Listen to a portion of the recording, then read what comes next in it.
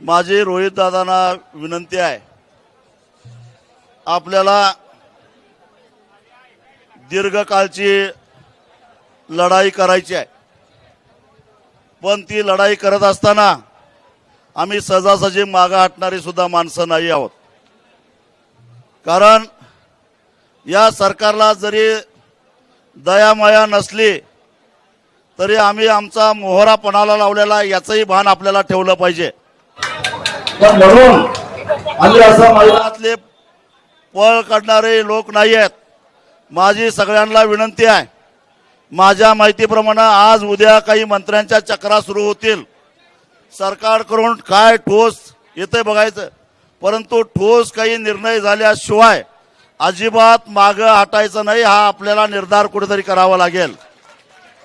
आणि तो करत असताना सरकारला मी पुन्हा एकदा इशारा देतो की तुम्ही जर का गृहीत धरला की यांच्या पाठीमागे कोण आहे, हे काय करणार आहेत, तर फडणवीस तुम्हाला मुंबईमध्ये सुद्धा सुरक्षित राहणं मुश्किल होईल,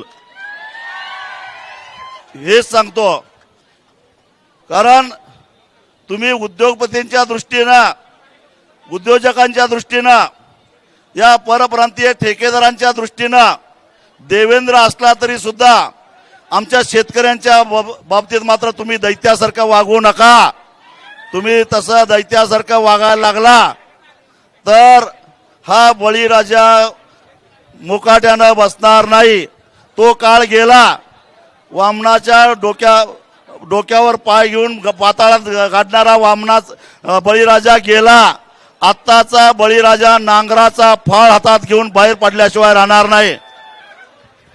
तेव्हा काय असेल ते सरकारने येत्या 1-2 दिवसामध्ये निर्णय घ्यावा आणि तो निर्णय रोहित दादा आणि त्यांच्या आंदोलनाचं नियोजन करणाऱ्या सगळ्या कमिटीला मान्य असेल तर आमची काही हरकत नाही, पण त्यांच्या विरोधात त्यांना जोर जबरदस्तीने करून जर उपोषणाचा उठवण्याचा प्रयत्न केला तर मग मात्र महाराष्ट्राच्या रोषाला कारणीभूत ठरल्याशिवाय तुम्ही राहणार नाही।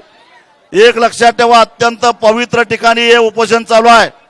पांडुरंगावर माझा विश्वास आहे, पुढच्या महिन्यामध्ये आषाढीची एकादशी आहे आणि या पांडुरंगाला साकडे घालून ज्या ज्या वेळी मी शेतकऱ्यांच्यासाठी आंदोलन केले त्या वेळी पांडुरंगाने मला यश आणि यशच दिलेला आहे, हे लक्षात ठेवा। पांडुरंगाला साकडे घालून मी बारामतीला गेलो, टनाला 450 रुपये ऊसाचा भाव मिळवून घेतला। पांडुरंगाला दुधाचा अभिषेक करून मी महाराष्ट्रामध्ये दुधाचं आंदोलन केलं, लिटरला 5 रुपये दुधाचं अनुदान घेतलं। हा आजपर्यंतचा पांडुरंगाचा मला आलेला अनुभव आहे। आणि रोहित दादा, तुम्हाला सुद्धा पांडुरंग पावल्याशिवाय राहणार नाही, कारण मनोभावे अर्थात तुमचा व्यक्तिगत काही स्वार्थ नाही मला माहिती आहे, कारण तो कर्ज 7-12 कोरा झाला तर तुमचा काय व्यक्तिगत फायदा होईल असं मला वाटत नाही। पण या महाराष्ट्रातल्या शेतकरी जो उन्हातानामध्ये काम करतो, ज्याचा चेहरा उन्हातानानं करपलेला आहे, त्या शेतकऱ्याच्या चेहऱ्यावर हास्य फुलवल्याचं श्रेय तुम्हाला मिळाल्याशिवाय राहणार नाही आणि ते श्रेय पांडुरंग तुम्हाला निश्चितच देईल, अशी पांडुरंग चरणी मी प्रार्थना करतो। धन्यवाद।